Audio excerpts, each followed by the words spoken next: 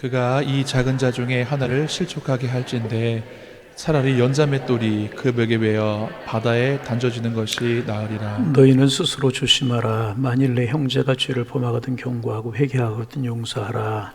만일 하루에 7번이라도 내게 죄를 짓고 7번 내게 돌아와 내가 회개하노라 하거든 너는 용서하라 하시더라. 사도들이 주께 여짜오되 우리에게 믿음을 도하여 주소서 하니 주께서 이르시되 너에게 겨자씨 한 알만한 믿음이 있었더라면 이 뽕나무들어 뿌리가 뽑혀 바다에 심겨라 하였을 것이요 그것이 너희에게 순종하였으리라. 너희 중 누구에게 밭을 갈거나 양을 치거나 하는 종이 있어 밭에서 돌아오면 그더러 곧 와 앉아서 먹으라 말할 자가 있느냐.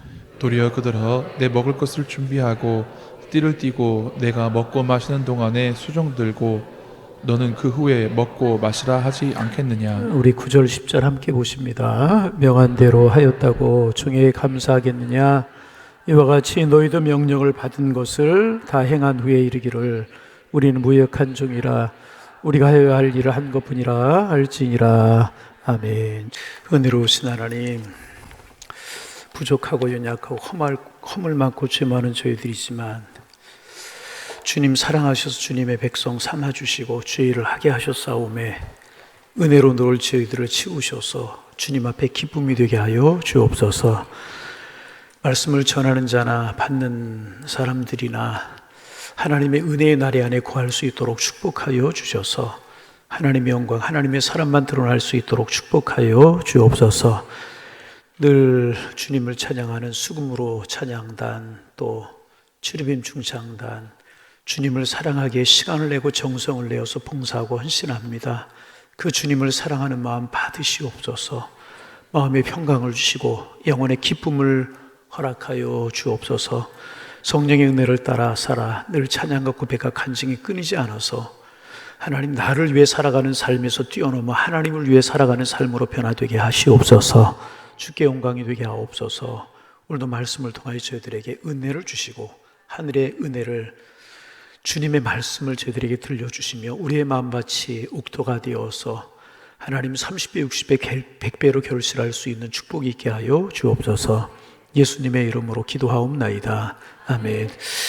그동안 이제 우리가 누가복음의 말씀을 수요일마다 묵상을 했는데 여러 가지 이유로 외부 강사도 오고 부목사님들도 말씀을 전하시고 그래서 오랫동안 이제 누가복음을 중단했던 것 같아요. 다시 누가복음으로 이제 들어와서 오늘부터 이제 누가복음 17장을 묵상하게 이제 됩니다. 누가복음 17장의 말씀은 예수님과 제자들의 대화를 통해서 예수님께서 우리에게 몇 가지 귀중한 교훈을 주시는 그런 말씀입니다. 먼저 1절부터 4절까지는 실족과 용서에 대한 교훈입니다. 한번 해볼까요? 실족과 용서. 1절부터 4절, 그리고 이제 5절부터 6절까지는 믿음에 대한 주님의 교훈이시고 7절부터 10절까지는 순종에 대한 교훈을 이제 말씀해 주고 계십니다. 그래서 이제 이렇게 누가복음 17장에는 그리스도인들의 핵심적인 가치, 참 그리스도인의 신앙의 삶의 핵심적인 가치를 말씀해 주고 계십니다. 그래서 매우 원리적이면서도 실용적인 예수님의 가르침이 기록되고 있습니다. 그래서 우리는 예수님의 가르침을 보면서 역시 예수님의 가르침은 인간의 지혜에서 나오는 것이 아니구나, 그런 생각을 하게 됩니다. 말씀을 읽다 보면 예수님의 말씀은 사람이 연구하거나 공부한 것으로부터 나오는 것이 아니고 하늘로부터 내려오는 말씀이구나, 하나님의 말씀이구나 하는 생각을 하게 되는 것입니다. 오늘 듣는 말씀을 통하여서 여러분이 또 매일 읽는 말씀을 통하여서 이 성경을 통하여서 늘 하나님의 음성을 듣는 여러분들 되시기를 주님의 이름으로 축원합니다. 먼저 1절에서 예수님께 제자들에게 말씀을 하십니다. 1절 말씀 같이 한번 읽습니다. 17장 1절. 예수께서 제자들에게 이르시되 실족하게 하는 것이 없을 수는 없으나 그렇게 하게 하는 자에게는 화로다. 먼저 예수님께서 뭐라고 말씀하시는가? 제자들에게 이르시되 실족하게 하는 것이 있을 수 있다, 없을 수 있다. 없을 수는 없다. 그러나 그렇게 하는 자에게는 뭐가 있을 것이다? 화가 있을 것이다. 사람의 실족하게 하는 일이 없을 수는 없다는 것입니다. 그리고 이것이 인간의 한계인 것입니다. 실족이라고 하는 것은 뭔가 말 그대로 풀이하면 발을 헛디디는 게 실족이라고 이야기할 수 있는데, 단순히 실망이나 단순한 상처를 이야기하는 것이 아니고 실망과 상처를 넘어서 그 어떤 그 결정적인 행동을 하게 하는 것, 그 실족이라고 말할 수 있습니다. 예를 들면 어떤 사람에게 너무나 실망을 해서 결정적인 실망을 하여서 그와 같은 신앙을 갖는 것을 거부하는 것, 또 그 사람에게 너무나 실망을 하여서 그 사람의 얼굴을 보는 것 거부하는 것, 이런 것들 실족이라고 이야기를 할 수가 있습니다. 그런 일을 우리가 가끔 신앙생활하면서 보게 하죠. 어떤 집사인 어느 분에게 상처를 입어가지고 그때부터 아예 신앙에서 떠난 사람들, 그런 사람들 가끔 우리가 만나게 되지 않습니까? 여러분 주변에서 이런 분들이 한두 번쯤은 만나보셨거나 들어보셨거나 보셨으리라고 생각이 됩니다. 그렇게 교회에서 내게 상처를 준 사람이 직분이 중한 사람이면 중한 사람일수록 이 사람의 실망이 더 크게 되는 것입니다. 예를 들어서 목사에게 상처를 받거나 목사의 어떤 비윤리적인 행동을 보게 되면 그 상처가 깊고 오래가게 되는 것입니다.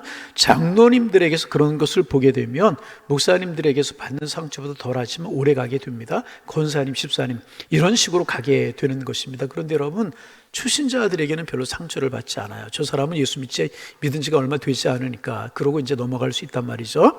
하나님을 믿은 지 오래된 사람들, 하나님 앞에 깊이 헌신된 사람들에게서 이런 일들을 보게 되는 것입니다. 그래서 신앙의 연조가 깊어지고 우리 직분을 가져가면 가져갈수록 우리가 조심해야 되는 이유가 여기에 있는 것입니다. 미국 교회에서 있었던 일이라고 그래요. 한인교회에서 어떤 목사님이 그 교회에 부임을 하셨어요. 그래서 교인들이 또 은혜로 기쁨으로 영접을 하고 목사님도 기쁨으로 그게 부임을 하셨습니다. 근데 목사님이 부임을 하시자마자 공교롭게 교육전사님 두 분이 사임을 하시게 되었다고 그래요. 공부를 끝내고 한국에 귀국을 하게 되고 또 공부를 끝내고 다른 임지에 부임을 하게 더 좋은 교육전사님이었으니까 전임 이런 곳에 부임을 하기 위해 사임을 하시게 되었는데 이런 얘기 해도 될지 모르겠지만 교육전사님들을 그 당시에 상당히 오래된 일입니다. 2000년도 초반에 있었던 그런 일인데 교육전사님들 한 분들에게 200불씩을 드렸다고 그래요. 200불이면 얼마죠? 100불씩. 100불이면 얼마죠? 10만 원인가요? 1000불을 드린 건가요? 100만 원이면 얼마예요? 1000불인가요? 말씀 좀 해보세요. 저도 모르고 여러분 그래요. 그렇게 드렸는데 그 목사님이 그 교회에 부임을 하셨는데 목사님이 교육의 전문가셨다고 그래요. 귀한 학교에서 공부도 하고 아주 똑똑하고 명철하고 그래서 그 학교를 잘 하시는 분이 사모님이셨다고 그래요. 그러니까 그 전사님들이 사임을 하시니까 또 전사님들 그렇게 두 분 하느니 사모님이 교육의 전문가니까 사모님이 그 두 소를 맡자. 그래서 사모님 얼마 사례를 받으셨냐면 700불인가 70불인가 얼마 받은 거예요? 100불이면 얼마예요? 10만 원이죠. 이렇게 1000불 받으셨는데 700불을 받으셨다고. 그러니까 70만 원을 받은 거죠. 그러니까 두 분이 받으신 사례에 비하면 3분의 1 정도 되는 사례를 받고 두 부서를 전문가시고 잘하시고 그러니까 자연스럽게 그렇게 되었는데 그게 교회 시험거리가 됐다고 그래요. 목사님 부임하자마자 전사님 사모님 때문에 자르고 어떻게 하고? 자르고 사모님 그 일에 앉혔다. 이게 교회 시험거리가 돼가지고 설왕설래 했던 그런 기억이. 그럴 때 어떻게 하면 좋을까? 이게 속이라 뒤집어 보일 수도 없는 것이고 다 누가 보아도 그렇게 좋게 하는 것들이 당회에서 결정하고 그랬는데 그런 일들이 교회 바닥이 돌아가지고 여러분 그런 일이 한번 있고 나면 목회가 얼마나 어렵겠습니까? 자른 거 아니에요. 한국으로 귀국하기 위해서 그 자리가 비고 또 좋은 임지가 있어서 부임을 해 가시고 그 자리가 비운 것인데 그렇게 소문이 나가지고 이런 것들도 잘못하면 실족이라고 이야기할 수 있는 것 아니겠습니까? 그래서 여러분 내가 아무리 노력을 해도 아무리 완벽해도요 실족하게 하는 일이 있을 수 있다 없다. 이 목사님 잘못한 거 아니잖아요. 의도적으로 교육전사님들을 사임하게 하고 그 자리 사모님 자리에 앉힌 거 아니잖아요. 그런데 아무리 완벽하고 아무리 잘해도 실족하게 하는 일이 없을 수는 없다는 것입니다. 이제 그것은 또 실족하는 사람에게도 문제가 있는 것입니다. 왜냐하면 실족하는 거 여러분 자랑이 아니에요. 어떤 사람에게 나 시험 받아 실족했다, 이것도 자랑이 아니라는 것입니다. 어떤 이제 가끔 어떤 그런 이야기, 이제 또 이런 이야기, 좀 은혜되지 못하는 이야기 해서 뭐 죄송한데, 이런 이야기들을 우리가 이길 수 있어야 되는 이야기이기 때문에 그런 사람이 있어요. 내가 이제 왜 교회 안 나가느냐 줄 아느냐고, 내가 사업을 할 때 그때 어떤 장로에게 돈을 떼먹혀 가지고 내가 그때 참 어려움을 당해 가지고 내가 교회 안 나간다고, 교회 이야기만 들으면 치가 떨린다고, 그런 분들이 계셔요. 그래서 어떤 분이 그랬대요. 선생님은 예수님을 믿는 것입니까? 장로님을 믿는 것입니까? 누구 믿는 거예요? 여러분도 장로님 믿어요? 대답을 이제 그런 이야기를 하셨다고 이제 그래요. 여러분, 우리가 예수 믿는 것이, 예수 믿는 사람을 믿는 것은 결코 아니잖아요. 물론 그것도 장로님께 여쭤봐야 돼요. 정말 장로님 돈때 잡수셨습니까? 잡수셨는지, 하여튼 돈때 먹은 건지 잡수셨으니까 물어봐야 되죠. 이해타산이 있고 여러 가지, 여러분 항상 문제가 생길 때 문제가 괜히 생기는 건 아니잖아요. 그 일이 있게끔 여러 가지 문제가 생기는 거 아니겠습니까? 한 번쯤 듣고 판단할 수 있는 그런 거 아니겠습니까? 그리고 선혹 그럴지라도 그 사람 실족한 사람도 결코 잘한 것 아니거든요. 그래서 우리가 교회에서 늘 기억해야 돼요. 어떤 사람이 나에게 상처를 받게 했어요. 그럴 때 내 문제는 없는가, 나의도 문제를 잘 생각해 볼 수 있어야 된단 말이죠. 항상 이게 얽히는 관계 속에 일어나는 그런 문제이기 때문에. 그래서 오늘 예수님의 말씀의 포인트는 무엇인가? 우리가 실족을 방지하기 위해서 최대한 노력은 해야 되지만, 다시 어떻게 해야 되지만, 최대한 노력은 해야 되지만, 아무리 노력한다고 실족이 완전히 예방이 된다, 안 된다? 안 된다는 거예요. 이것이 인간이 가지고 있는 한계라는 것입니다. 그래서 여러분, 주님의 말씀이 뭐예요? 노력하라는 거죠. 여러분, 그래서 이제 그런 말이 있잖아요. 어떻게 생각하면 이 말씀은, 이 성경을 보충하는 말이 아닌가, 그렇게 생각이 되기도 되는데, 참외가 밭에 지나갈 때 뭐를 하지 말고? 참외밭에 가지 말고 서리를 하지 말고? 그럼 참외한테 서리하지 말아야지. 그럼 뭐 옛날에 경험이 있어요? 하여튼 참외밭에 갈 때 어떻게 하지 말고? 신발끈을. 그 다음에 무슨 나무에, 무슨 나무 밑에 갈 때 갓끈을 매지 말라고 그래. 뭐예요? 잣나무? 오얏나무? 무슨 나무? 이게 저 설교 중에 가만히 생각하니까 뭔가 옛날 이야기라 요즘 이야기 잘 안 하잖아요. 그런 생각이 이제 들었어요. 이게 뭐예요? 오해받을 만한 행동은 하지 말라. 이제 오래전에 저 서울에서 큰 교회에서 있었던 일입니다. 교회가 완전히 뒤집어져 가지고요, 대형 교회가 완전히 깨졌던 그런 사건이 하나가 있었어요. 그런데 그 사건이 뭐에부터 시작을 했냐 하면, 교육자 수련회를, 큰 교회는 이제 교육자 수련회들 외국으로 가고 그러거든요. 그동안에 장로님들이 교회도 지키고 이제 그래요. 대형 교회요. 목사님들이 이제 교회에서 이제 휴가를 해가지고 함께 이제 교육자 수련회를 가서 세미나도 하고 기도도 하고 구경도 하고 미국이 아니라 중국으로 갔는데, 거기서 이제 사진 한 장이 떠돌았어요. 무슨 사진이 떠돌았냐 하면, 교육자들이 모여서 맥주를 마신다는 그 사진이 떠다녔어요. 교육자 수련회 가지고 목사들이 뭐 한다? 맥주를 마신다. 이게 덕이 안 되고, 여러분 그렇잖아요. 그런데 나중에 사실이야 본인들만 알겠지만, 나중에 알아보니까 그게 무슨 일이었냐 하면, 여러분 주로 음식점에 가서 음료수를 마실 때 그 잔이 유리컵이 많이 나오잖아요. 유리컵이 나오는데 거기에 주로 거기에 중국도 모르겠지만 한국도 보면은 카스 어떻게 하냐고요? 봐서 알지 뭐. 그 맥주 컵 그런 게 담길 수 있단 말이죠. 그런데 또 요즘 젊은 사람들 어떻게 해요? 소콜이라고 그러나요? 사이다에다가 소콜이 아니라 사이다 콜라를 섞으면 뭐예요? 그게 사콜이래요. 콜라에다 사이다를 섞으면 그게 것 같은데 콜사래요. 그게. 그러니까 나중에 이제 해명은 뭐냐 하면, 그게 술이 아니고 콜라만 마시긴 뭐하고 사이다만 마시긴 뭐하니까 콜라와 사이다를 섞어서 마셨다. 그런데 그게 색깔이 어때요? 비스무레 하잖아요. 비스무레. 그런데 그것 때문에요, 죽은 일이잖아요. 별거 이해할 수 있는 일이잖아요. 그런데 그게 시험거리가 되어가지고, 이게 왈가왈부하다 큰 교회가, 발단은 거기에서부터 시작이 돼가지고, 교육자를 믿느냐 못 믿느냐, 원로 목사님 담임 이래가지고 큰 시험들, 정말 10,000명 그렇게 되는 교회가 완전히 어려움이 됐던 그런 기억이. 왜 이런 말씀을 드리느냐? 여러분, 조심하자는 이야기죠. 실족하게 하는 일이 있을 수 있다 없다? 있다는 거예요. 그런데 그런 실족하게 한 일이 없을 수는 없지만은 조심하라는 겁니다. 그래서 그리스도인들은요, 이렇게 이야기를 할 수 있을 거예요. 털어도 먼지 안 날 정도로의 삶을 살 수 있을까요, 없을까요? 없죠. 사람이 털어서 먼지 안 나는 사람이 어디에 있겠습니까? 그러나 적어도 그런 오해받지 않도록 그런 노력과 그런 자세로 살아가는 것 중요하다는 것입니다. 왜냐하면 그로 인하여 실족하는 일이 너무나도 중요하기 때문에. 여러분, 지나가다가 참외밭이 있으면 절대로 신방끈 고쳐 매지 마세요. 에? 참외밭이 그렇다는 이야기예요. 또 무슨 나무? 오얏나무예요? 잣나무예요? 그게 그거예요? 잘 모르겠어요. 갓을 쓰고 가는 사람이 요즘 없지만 그런 마음으로 오해받을 일을 조심하자, 그 말이죠. 예? 그럼에도 실족하는 일이 있을 수밖에 없다는 것입니다. 그러면서 예수님께서 이 사람을 실족하게 하는 것이 얼마나 중요한 것인가 2절에서 말씀하고 계셔요. 2절 말씀 같이 한번 읽어봅니다.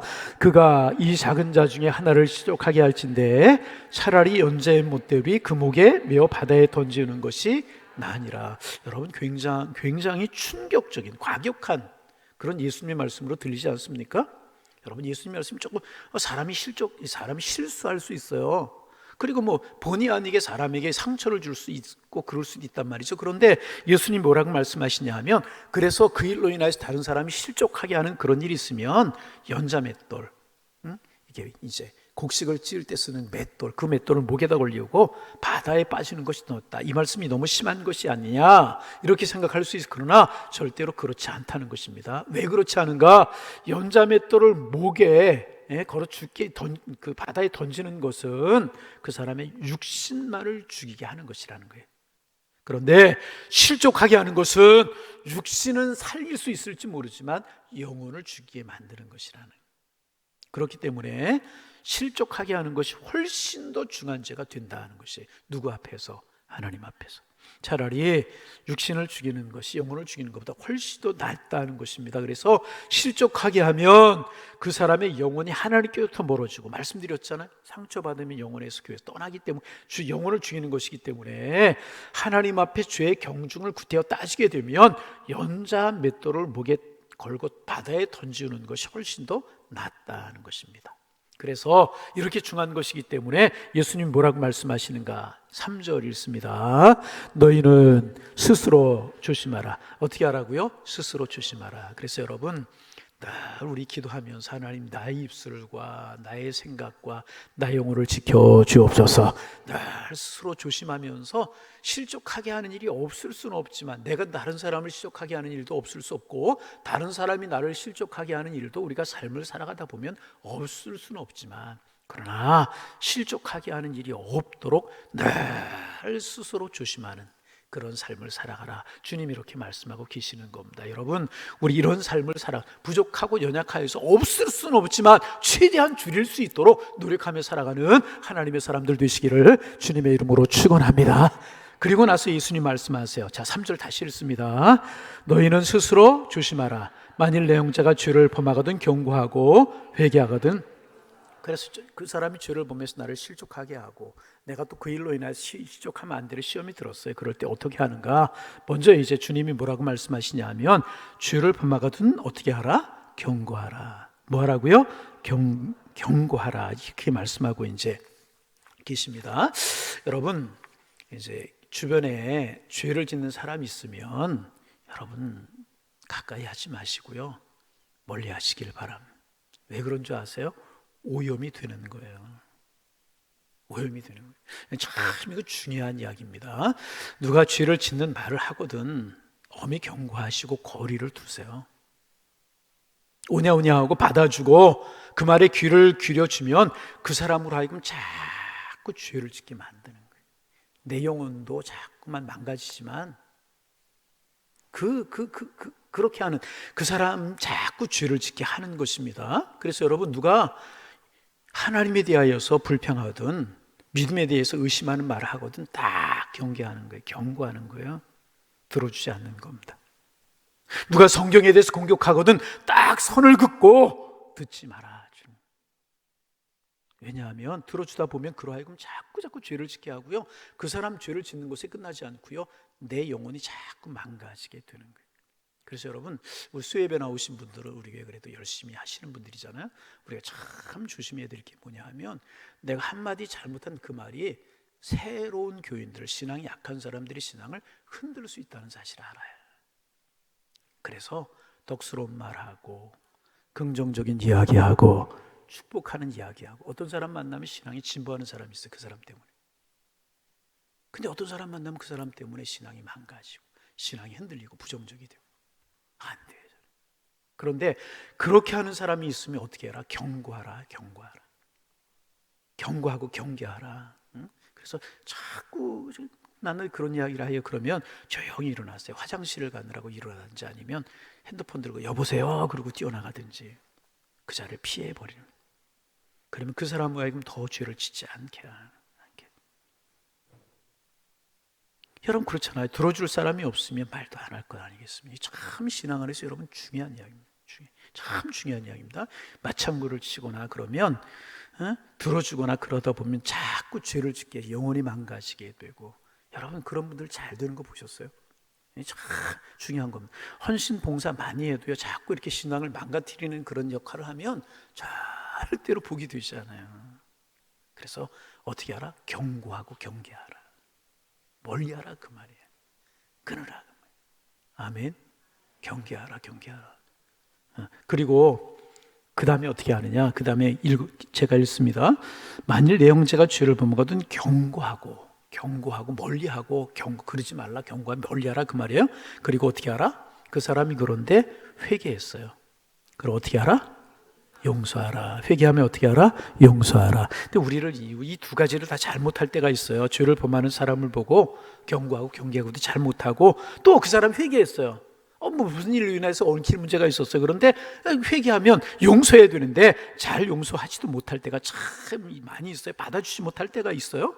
요단강 건너갈 때까지 이거 이제 이거 해결하지 못하고. 여러분 이제 조금 더우니까 제가 재미나는 이야기 하나 전에 한두 번 한 것 같은데, 수예배 시간에 이야기 했는지 모르겠어요. 지난번 교회 있을 때 제가 이제 어제도 제가 좀 다녀왔는데, 같이 같은 시기 때 그 교회에서 부목사로 심화하던 분이 6분이 이제 있어요. 다른 분들도 있었지만 6분이 이제 가까운 분들이 1년에 2번씩 만나요. 여름에 한 번 만나고 겨울에 한 번 만나서 1박을 하면서 기도도 하고 또 목회도 나누고, 작년 같은 경우는 모시고 계시던 목사님 찾아뵙고 용돈들이 같이 식사하고, 그런 시간은 이제 1년에 2번. 어제 그제 제가 이제 다녀왔는데, 급하게 어제 이제 제가 우리 교회 또 행사 있어 급하게 이제 달려왔어요. 이제 그리고 또 가다가 도로 잠깐 왔다가 다시 가다가 도로 왔는데, 하여튼 이제 지난번 교회에서 있었던 그런 일인데, 제가 신방하는 권사님들하고 이렇게 가러 가는데, 저쪽에서 또 이제 어느 권사님이 오시다가 저를 바라보고 획 돌아가는 거예요. 저 권사님 내가 뭘 잘못했나? 나중에 알고 보니까 나를 보고 돌아간 게 아니라 옆에 있는 권사님 한 분을 보고 돌아간 거예요. 근데 이 두 분이 어떤 사이냐면 사돈이에요. 뭐라고요? 근데 사돈인데 이분이 교회 안에서 원수가 됐어요. 왜 원수가 됐다고 전에 말씀을 드렸죠? 그래서 한 권사님이 권사님 방이 거기는 있거든요. 싹 문을 열고 고개를 넣고 돌아보는 거예요. 이렇게. 그 권사님 계시면 안 들어가, 그 권사님 없어야 들어가. 서로가 이래요. 그 스토리가 어떻게 되냐 하면 한 2, 3년 전으로 올라가요. 무슨 일이 있었냐면 20달 20아들이 결혼을 했어요. 근데 그 당시에 최고의 신혼여행지가 어디였냐 하면 제주도였었어요. 아마 아들이 그랬는지 며느리가 그랬는지 누가 그랬는지 모르겠어요. 어머니 같이 가실까? 그랬는 모양이야. 그런데 이 시어머니가 진짜인 줄 알고 따라갔어요. 어디를 따라갔어요? 신혼여행. 죄송합니다. 주책이지. 저는 그런 일 절대로 없을 겁니다. 갔다 왔어요. 갔다 오니까 이 신부 측 이제 어머니가 화가 난 거야. 그래서 막 뭐라고 그랬겠죠? 세상에 그런 법이 어디 있냐 막 그랬겠죠? 미안해, 내가 집에서 가고 싶어서 가자 그러니까 어떻게 따라, 미안해, 내가 그랬으면 괜찮은데 가자 그러면 같이 내가 뭘 좀, 이러고 싸움이 된 거예요. 보나마나. 그래, 그때부터 그 분이 결혼해가지고 아이를 낳아가지고 그 아이가 군대를 갔어요. 그러니까 21년이 지난 거죠. 그때까지 서로 그렇게 와요. 참 그것을 보고 제가 그랬어요. 속으로 예수 믿는다는 게 뭔가, 예수 믿는다는 게 뭔가. 제가 그리고 나서 몇 년 후에 오산으로 왔잖아요.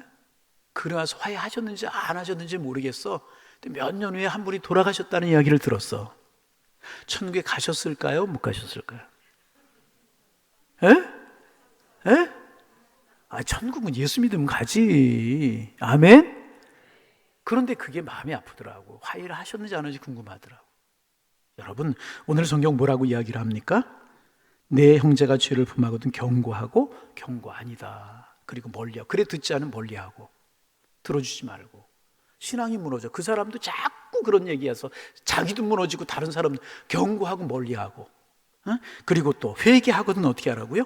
용서하라. 여러분, 용서 잘하는 여러분들 되시기를 바랍니다. 그렇구나.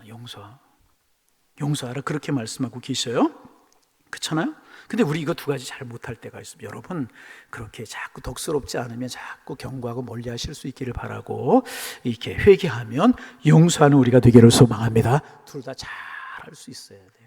자꾸 죄의 구렁텅이로 빠져들이고 신앙이 흔들리고 믿음이 흔들리고 공동체고 이러면 절대로 안 된단 말이죠. 그리고 예수님께서 이어서 말씀하십니다. 4절 말씀 읽습니다. 만일 하루에 7번이라도 내게 죄를 짓고 7번 내게 돌아와 내가 회개하노라 하거든 너는 용서하라 하시더라.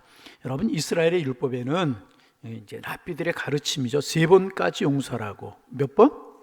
우리나라도 3번의 개념이 강하죠. 그래서 너 한 번째야, 두 번째야, 뭐 2번의 반의 반이야, 뭐 이렇게 이야기하잖아요. 그리고 이제 참을인자 3번이시면 모두 면한다. 살인도 그런 얘기도 있지 않습니까? 아마 이스라엘도 그랬던 모양이 랍비들은 3번까지 용서하라고 가르치고 있었습니다. 그런데 예수님께서는 몇 번까지? 7번. 또 다른 곳에 보면 70번씩 7번까지. 이것은 여러분 알아야 돼요. 횟수를 말하는 것이 아니라 성경에 치는 완전 숫자를 이야기하거든요. 그러므로 70번에 7번, 7번씩 70번이라고 하는 말은 490번을 이야기하는 것이 아니고 따라합니다. 끝없이 용서하라. 다시 한번 끝없이 용서하라. 우리 예수님께서 이 본을 보이셨잖아요. 용서의 가르침만 주신 분이 아니고 용서의 본을 보이신 분이 우리 예수님입니다. 그러므로 예수님을 닮기를 원하는 우리들, 이런 모습, 마땅히 이런 본을 따라야 될 것입니다. 다시 이야기합니다. 용서의 사람들 되시기를 주님의 이름으로 축원합니다. 그런데 전제가 있어요. 전제가 이제 만약 하루에 7번이라 내게 죄를 짓고 7번 내게 돌아와 내게 회개하노라 하거든 너는 용서하라. 이제 그렇게 말씀을 하셨어요. 그런데 우리가 여기서 조금 나눠야 될 말씀이 있어요. 여기 이제 그 전제가 있어요. 내가 용서하려거든. 내가 죄를 짓고 7번 내게 돌아와 내게 회개하노라 하거든 너는 용서하라 하시더라. 이제 그런 말씀이 있는데, 여러분 이제 그 성경에서 용서해야 대한 두 가지 흐름이 있다는 것을 좀 기억할 필요가 있어요.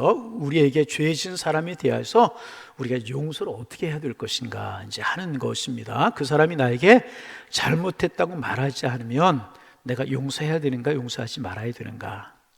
자, 다시 그 사람이 나에게 잘못했어요. 근데 그 사람이 나에게 잘못했다고 이야기를 안 해. 그러면 용서해야 될까요? 말아야 될까요? 예? 용서하지 말아야 돼요? 말이 빨리 대답하세요. 헷갈리잖아요. 여러분, 성경의 가르침 용서하라는 것입니다. 어떤 사람이 여러분에게 범죄하거든 여러분이 기도하고 깨닫는 순간에 마음으로부터 그 사람을 용서해야 돼요. 아멘? 마음속에 용서하지 않으면 내 마음에 독이 되고 가시가 되어서 내가 더 힘들어요. 용서하고 하나님을 향해서 하나님, 내가 저 사람을 용서합니다. 내가 저 사람의 죄를 다 용서합니다. 이제는 아무런 감정도 없습니다. 하나님께 그 사람에 대한 용서를 선포하는 게 중요합니다. 그런데 이건 하나님께 하는 거예요. 그리고 나서 그 사람에 가서 말하지는 말라는 거예요. 특별한 일이 있지 않는 한. 왜냐하면 그 사람에게 가서 미리 이야기를 해버리면 그 사람은 나를 우습게 볼 수 있을 수도 있고 죄를 짓는 일을 쉽게 생각할 수도 있다는 거예요. 제가 뭘 잘못했는지 용서했다는데 이야기하는데 내가 용서한다 그러면 나를 우습게 볼 수도 있고, 두 번째는 뭐냐 하면 죄 짓는 것, 사람들에게 상처를 주는 것 쉽게 생각할 수 있다는 것입니다. 그래서 그 사람이 그런 일을 자꾸 반복할 수 있다는 것입니다. 그래서 그 사람에 대한 용서는 그 사람이 와서 회개를 하거든 그때 선포하라는 거예요. 물론 하나님 앞에서는 먼저 내 마음속에 다 용서했어요. 하나님 용서하게 해주세요. 사랑하게 해주세요. 여러분, 이게 우리의 기도 제목이 되어야 할 줄로 믿습니다. 그래서 내가 용서했어요. 그런데 그 사람이 잘못했다고 이야기하지 그 사람에게는 선포하지 말라는 거예요. 그 사람이 너무나도 쉽게 생각할 수 있기 때문에. 특별한 경우가 있을 수가 있어요. 그 사람이 전혀 깨닫지 못하거나 죽을 병이 걸렸거나 아니면은 이제 영원히 나와 못 만날 그런 상황이 되면 그때는 성령의 감동하심을 따라서 그 사람이 나에게 회개하지 않아도 용서를 선포할 수 있어요. 그러나 일반적인 경우에는 그 사람이 나에게 와서 회개하고 진심 어린 눈물을 흘리고 용서를 구하려거든 그때 선포하는 거라. 그런데 오해하지 마세요. 다시 반복하는, 세 번째 반복하는 이야기인데 그게 무엇인가? 하나님 앞에서는 어떻게? 이미 다 용서를 하시기를 바랍니다. 용서해. 그런데 반복할 가능성이 쉽게 생각할 수가 있기 때문에 이제 그렇게 하라는 것입니다. 이렇게 용서에 대해서 이제 가르치는 것이 성경의 두 가지 흐름이라는 것입니다. 자, 그리고 이제 5절입니다. 같이 한번 읽습니다. 사도들이 주께 여짜오되 우리에게 믿음을 무엇을 더하소서? 아마 모르긴 몰라도 거기 그 4절과 5절 사이에 5절 앞에 동그라미가 하나 이제 찍어져 있죠? 분위기가 바뀌는 거예요. 아마 4절, 5절 사이에 제자들이 아마 한숨을 한번 쉬지 않았을까 그런 생각도 해봅니다. 왜? 70번에 7번씩이라도 용서하라고 하시니까 이 말에 자신 있는 사람이 어디 있겠습니까? 영원히 용서하라는 이야기인데 영원히 용서의 기념으로 받지 말고 70번에 7번 490번 490번 맞나? 490번만이라도 생각해도 이 말에 자신 있는 사람이 어디 있겠습니까? 율법에는 3번 용서하라고 하고 있는데 70번에 7번씩 하라니까 자신이 제자들에게 없지 않았을까. 그래서 그 사이에 사도들이 한숨을 한번 푹 쉬었을 거예요. 그리고 그 다음에 뭐라고 이야기해요? 우리에게 믿음을 더하소서. 여기에서 말하는 믿음이 어떤 믿음이겠습니까? 용서할 수 있는 믿음을 말하는 거 아니겠어요? 그러자 이제 6절에 주님께서 뭐라고 말씀하시는가? 6절 말씀 읽어봅니다. 주께서 이르시되 너에게 겨자씨 하나만한 믿음이 있었더라면 이 뽕나무더러 뿌리가 뽑혀 바다에 심기라 하였을 것이요 그것이 너에게 순종. 이제 좀 풀어서 우리말로 이야기하면 오늘의 용어로 표현한다면 그래 너희가 믿음 없는 것이 어찌 용서 못하는 것뿐이겠느냐. 그래 참 너희들에게 믿음이 없구나. 예수님의 마음이 이런 마음이었을 것 같아요. 너에게 겨자씨만한 믿음이 있다면 뽕나무더러 뽑혀 바다에 던져게 될 것이다. 주님이 그렇게 말씀을 하시잖아요. 그렇죠. 여러분 제자들에게 믿음이 없었잖아요. 어느 정도 믿음이 없었는가 우리 알잖아요. 주님께 제자들에게 그토록 내가 죽을 것이라고 말씀하셨어요. 그리고 3일 만에 부활할 것이라고 말씀하셨잖아요. 그런데 제자들 중에 예수님의 말씀을 믿는 사람이 하나도 있었어요? 예수님이 3일 만에 부활하실 것 믿는 사람이 있었어요? 하나도 없었잖아요. 예수님이 행하시는 그 큰 기적, 사람을 살리는 것, 보병의 기적, 막 병자를 고치는 이런 풍랑을 잔잔케 하시는 이런 모든 그 기적과 이적을 눈으로 보면서도 예수님께서 말씀하셨던 것을 믿는 제자들이 거의 없었고 더군다나 부활을 믿는 제자들이 없었다는 것입니다. 믿음 있는 제자들이 없었다는 이야기죠. 사실 여러분 제자들만이 아니라 우리에게도 믿음이 없잖아요. 믿음이 없잖아요. 여러분 제가 왜 이렇게 이야기하는가? 참 믿음 있는 사람 찾아보기가 어려울 때가 참 많이 있어요. 믿음이 귀하구나. 근데 결정적인 상황에 부딪히면 저나 여러분이나 저도 이 말에 자유롭지 못해요. 믿음 없는 모습으로 행할 때가 참 많잖아요. 저분 저 정도 된 믿음으로 말하고 믿음을 행할 줄 그럴 때가 참 많잖아요. 절대로 말씀드려요. 저도 이 말에 자유로울 수 있는 사람은 결코 아닙니다. 제 자신도 아프게 이 말을 참 믿음 없이 행할 때가 참 많이 있잖아요. 그래서 여러분 솔직하게 교육자로 가끔 그 얘기합니다. 우리가 성도님들을 보면서 참 저 성도님을 보면 나보다 믿음이 좋다. 참 귀하다. 그런 분들 참 많이 보게 됩니다. 솔직한 고백. 교육자들은 제가 그 얘기 종종 합니다. 참 그럴 때가 참 많이 있어요. 여러분 하나님께서 우리에게 주님이 우리에게 믿음을 주셔서 믿음으로 살아가는 우리가 되기를 소망합니다. 그래서 이 제자들 참 믿음이 있으면 겨자씨 많아, 이런 말씀을 하셨잖아요. 그런데 다른 곳에 보면 내 믿음이 크도다, 내 믿음대로 되리라, 그렇게 칭찬받았던 혈병을 앓고 있던 여인이나 가난한 여인이나 이런 여인들 있잖아요. 백부장도, 가버나움의 백부장, 이런 사람들이 예수님께서 참 내 믿음이 크도다 그렇게 말씀하셨는데, 여러분, 우리의 믿음이 기도하고 우리의 믿음이 날마다 자라서 주님 보시기에, 정말 주님 보시기에 칭찬받을 만한 그런 믿음 되기를 소망합니다. 왜 믿음이 우리에게 중요한가? 믿음으로 우리가 하나님 앞에 서게 되면 하나님이 우리를 책임져 주신다는 거죠. 그런데 믿음으로 서지 않고 인간적으로 서면 내가 내 힘으로 모든 것을 풀어야 하기 때문에 너무너무 힘들고 어려운 인생을 살아갈 수밖에 없는 것이라는, 여러분, 믿음의 사람들 되기를 다시 한번 주님의 이름으로 기원합니다. 믿음의 사람들 되기를, 믿음의 사람이 되어야 될 것이라. 믿음으로 보고 믿음으로 말하고 믿음으로 행하고. 근데 오늘 이제 주석가가 이 본문을 해석하면서 재미나는 해석을 했어요. 왜 예수님께서 모래알도 작고 겨자씨도 작고, 모래알하고 겨자씨 크기가 비슷하거든요. 근데 예수님께서 모래알이라고 이야기하지 않고 겨자씨라고 말씀하셨는가 그랬을까? 왜 그랬을까요? 어느 분이 재미나게 해석을 했어요. 모래알이라고 이야기하지, 너희들의 믿음이 적다, 모래알 만하다 이렇게 표현할 수 있는데 그렇게 하지 아니하시고 너희들의 믿음이 적다 그런 말씀하시면서 왜 겨자씨라고 말씀하셨을까? 어떤 분이 재미나는 해석을 했어요. 그것은 모래알은 죽은 것이고, 모래알은 어떻게 해요? 죽은 것이고, 겨자씨는 살아있는 것이기 때문이다. 그렇죠? 이렇게 주석을 했어요. 믿음이라고 하는 것은 뭐냐면 작지만 살아있는 것이기 때문에, 믿음이라고 하는 것은 그렇게 적을지라도 자라가야 된다는 거예요. 생명 있고 살아있는 것이기 때문에. 그래서 예수님께서 겨자씨도 작고 모래알도 작지만 모래알이라고 하지 아니하시고 겨자씨라고 하신 이유가 여기에 있는 것이다, 생명이 있는 것이고 자라가야 하는 것이기 때문에. 이 주석을 보면서 참 귀한 해석이다. 믿음은 자라는 것이에요. 믿음은 늘 자라가야 되는 것입니다. 다시 말하면 살아있는 것이라, 움직이는 것이라는 것입니다. 살아서 믿음이 움직일 때 기적을 창출할 수 있고 하나님의 능력이 내 것이 될 수 있고 세상을 이기며 살아갈 수 있는 것이, 여러분, 겨자씨만한 믿음이라도 괜찮아요. 그 믿음이 우리에게 살아있으면 그 믿음은 움직이고 그 믿음은 살아있게 되는 것이라, 이 믿음의 주인공들이 다 되실 수 있기를 주님의 이름으로 축원합니다. 그런데 오늘 마지막으로 오늘 본문을 보면서 제자들의 질문과 예수님의 대답의 사이에 차이가 있는 것을 볼 수 있어요. 시각의 차이가 있는 것을 봅니다. 예수님께서 그렇게 말씀을 예수님께서 하시자, 겨자씨만한 믿음이 있다라면 이 뽕나무더러 뿌리가 뽑혀 바다에, 이런 말씀을 예수님께 하셨잖아요. 그러자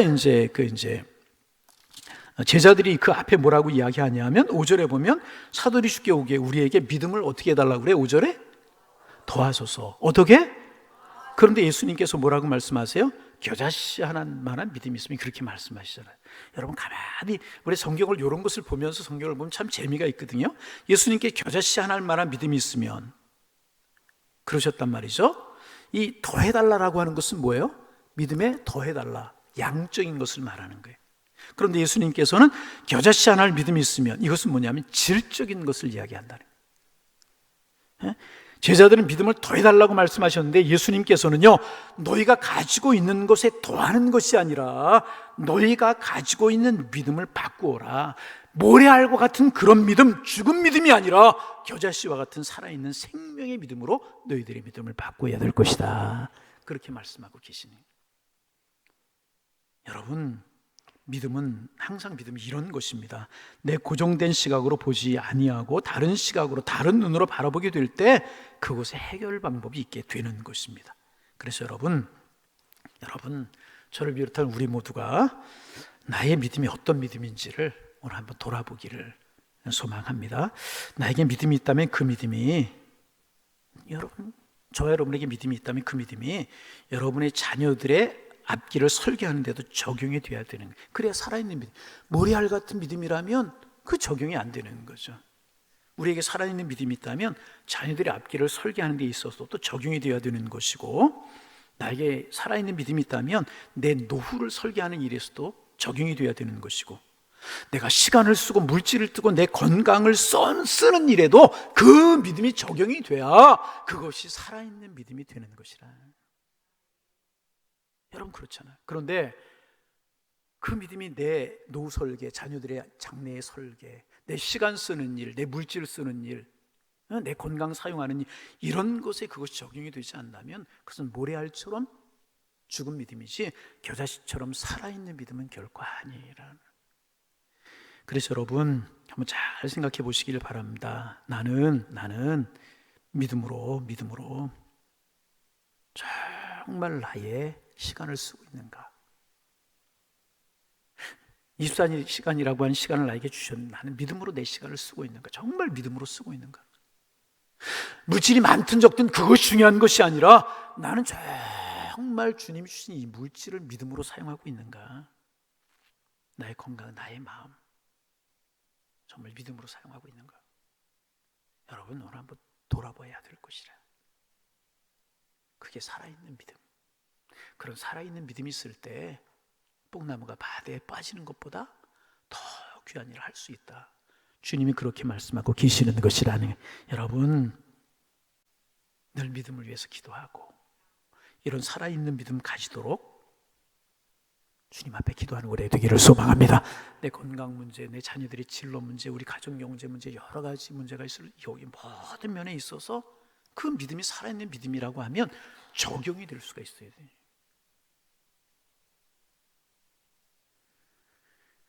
하나님, 믿음으로 내가 보게 하시고 믿음으로 말하게 하시고 그래서 날마다 겨자씨가 자라가서 큰 나무가 되는 것처럼 내 믿음이 자라고 변화될 수 있도록 하나님 축복하여 주옵소서. 그래서 여러분 주님이 여러분을 보실 때 칭찬하시고 그 믿음으로 하나님의 축복을 누리고 하나님의 축복을 일구며 살아가실 수 있는 하나님의 사람들 다 되실 수 있기를 주님의 이름으로 축원합니다.